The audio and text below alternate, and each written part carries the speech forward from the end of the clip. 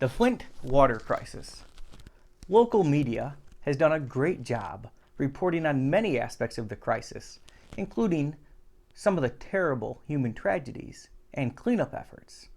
But I haven't read a single account that really explores why. That's what I want to focus on today. Why did seemingly rational people make the decisions that ultimately caused the drinking water of an entire city to be turned to poison? I liken it to an airplane crash. It took an entire chain of events to make this happen. Had any one of the links in the chain been broken, catastrophe would have been avoided.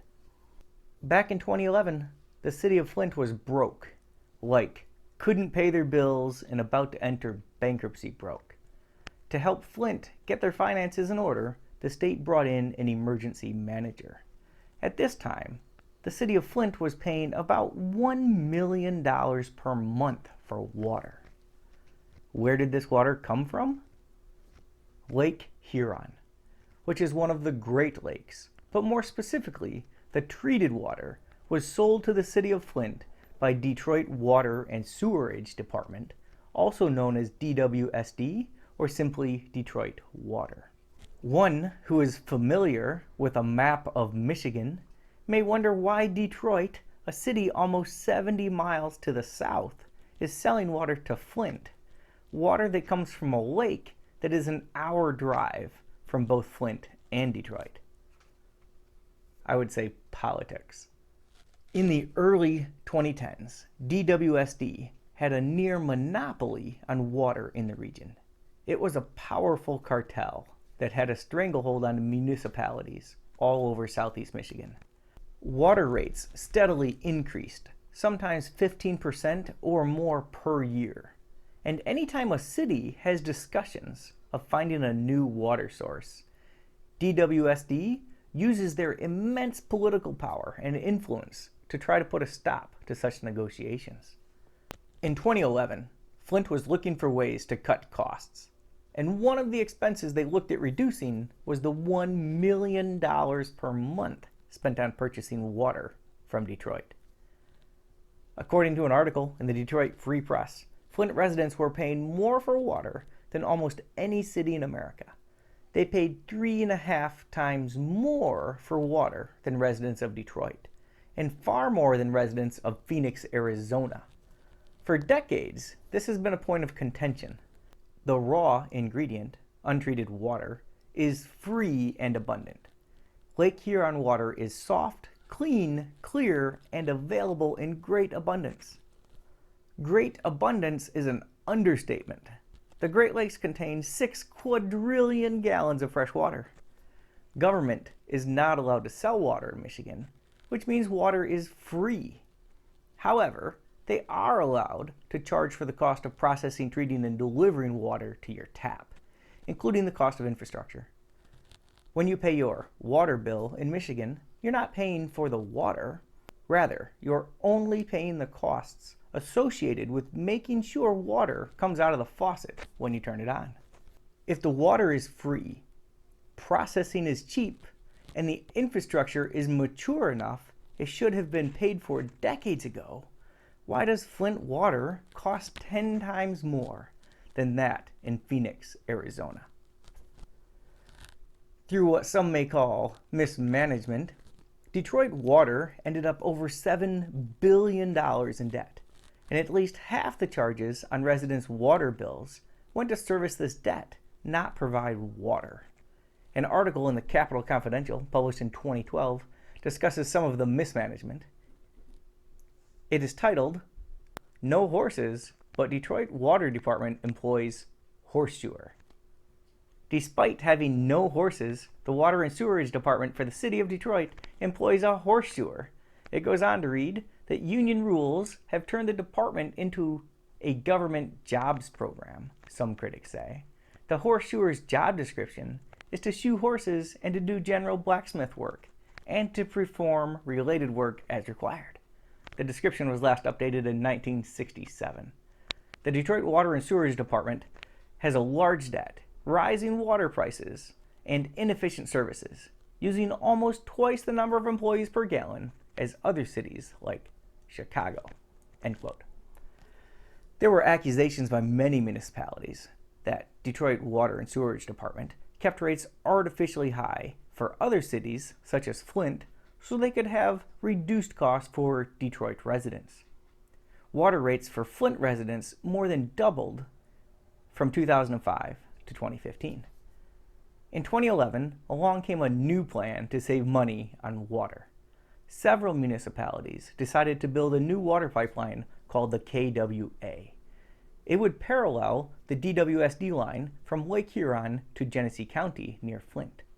The stakeholders in the new pipeline were courting the city of Flint, and this enraged the folks at Detroit Water, who began a campaign in the media and utilized their political power to make an appeal to the highest levels of state government in an effort to prevent Flint from joining the KWA. Their efforts failed. As a cost-saving measure, the Flint City Council voted 7-1 to join the KWA. According to media reports, the one vote also wanted to disconnect from Detroit Water, but rather than join KWA, they wanted to use the Flint River as the permanent water source. Flint's emergency manager signed the agreement to join the new pipeline on April 16, 2011. The very next day, Detroit Water announced that they were canceling the contract with the city of Flint. However, because of the contract language, the effective date of the disconnection was 1 year from this announcement. I think it would be fair to say that Detroit Water was madder than a wet hornet. Detroit Water used the cutoff date as a bargaining chip because they knew it would take at least 3 years for the new pipeline to be operational, leaving Flint in a real pickle. How is a city of 100,000 people supposed to survive without water for these 2 years? As the deadline for the end of the Detroit Water connection grew near, Detroit Water and Sewerage Department tried to negotiate a new 2-year contract at a cost that was $10 million higher than Flint had been paying under the old contract. Given the state of Flint's finances and the fact that the city could not afford the water before, this simply was not an option. But it turns out Flint had an ace in the hole. The Flint water plant had been the backup system for the past 5 decades and included a series of dams and reservoirs that stretched into 2 counties. Flint began work on the water plant, getting it ready for the big day. In April of 2014, the Michigan Department of Environmental Quality signed the permits to allow the City of Flint water plant to begin delivering river water to customers within the city.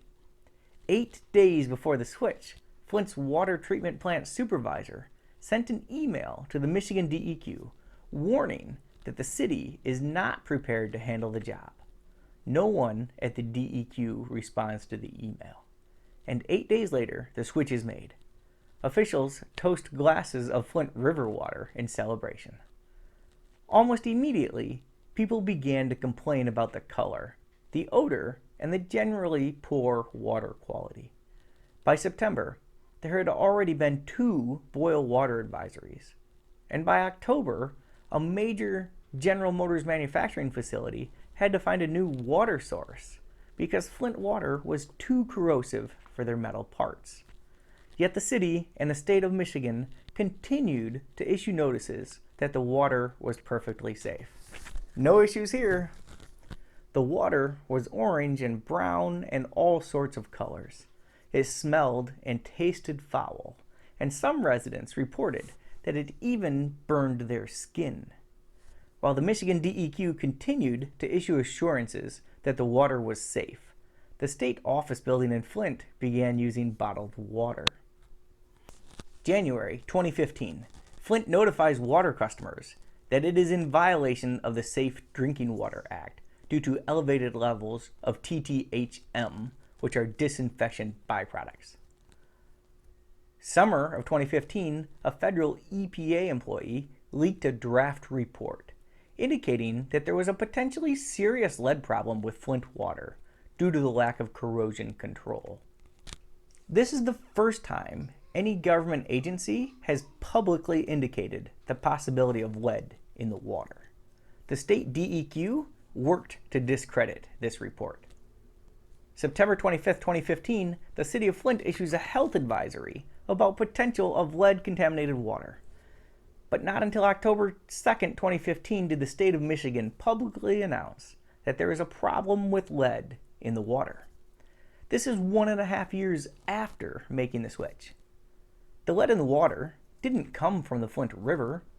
Rather, it leached from the lead pipes used to deliver the water. The same pipes that had been used for decades to deliver lead-free Detroit water. Why would one source of water delivered through these pipes be clean, while a different source of water that started out clean be contaminated with lead after traveling to its destination? Corrosion. It turns out that in a properly functioning system, even one with lead pipes, the water never actually comes into contact with the lead. That's because the water is treated with chemicals that make it non-corrosive, and over time, the lead pipes become lined with a layer of minerals that prevent the water from coming into contact with the actual pipe. It is a protective layer that is purposely allowed to build up over time. When the city of Flint began treating their own water, they neglected to utilize anti-corrosion measures. This corrosive water ate away the protective layer of rusty minerals lining the pipes. This is likely what caused the almost immediate change in water color. After the corrosive water washed away all of the protective layer, it then came into contact with the pipes themselves, many of which were made of lead. The lead pipes then began leaching into the water and carrying it into people's homes. October 16, 2015, the city announced that they were switching back to Detroit water at the cost of $6 million. I'm pretty sure all they had to do was open some valves, but Detroit Water was likely still peeved about Flint choosing to leave, and the city had no choice but to switch back. So why not make the cost several $millions and maybe hire a few more horseshoers? I don't think they actually use this money to hire more horseshoers. I just thought it was a funny thing to say. The temporary fix was to provide free bottled water and water filters to all Flint residents and begin the mammoth task of replacing all lead service lines while continuing to conduct extensive water testing. I may tackle the details related to the cleanup effort and the struggle with bottled water in another video. But meanwhile, Detroit Water was restructured and a new entity was created called Great Lakes Water Authority, or GLWA. Flint continued to purchase expensive water from GLWA, and in 2017, the KWA pipeline had finally been completed. Genesee and Lapeer counties had disconnected from what used to be Detroit Water, now GLWA, and began drawing water from the new KWA pipeline. Flint, however, had not yet connected to the KWA, and they were uncertain if they would ever do so. Either way, Flint was on the hook for 34% of the principal and interest owed on $220.5 million in bonds used to finance the project. The long-awaited decision came in the fall of 2017. Choosing to not use the KWA pipeline is exactly what they decided. This is madness. The entire Flint water crisis happened because Flint made what many see as a pretty smart financial decision to join the new KWA pipeline. This caused Detroit Water, now GLWA, to throw a tantrum and turn off Flint's water supply, forcing the city to use river water until the new pipeline could be completed. All the turmoil, grief, suffering, and other costs have been incurred, and at the 11th hour, the city decides not to connect to the newly completed pipeline that they still have to pay for? Are you kidding me? This is unbelievable. In a 5-4 vote, the city council chose to sign a 30-year contract with Great Lakes Water Authority, eliminating the possibility of using the less expensive KWA. As part of the agreement, GLWA will essentially pay off what Flint owes on the new pipeline. In April of 2018, the state stopped providing free bottled water to Flint residents, claiming that testing showed 90% of high-risk Flint water sites are at or below 4 parts per billion of lead, according to the Michigan DEQ. This was the 4th consecutive 6-month period levels had tested below the federal action level of 15 parts per billion.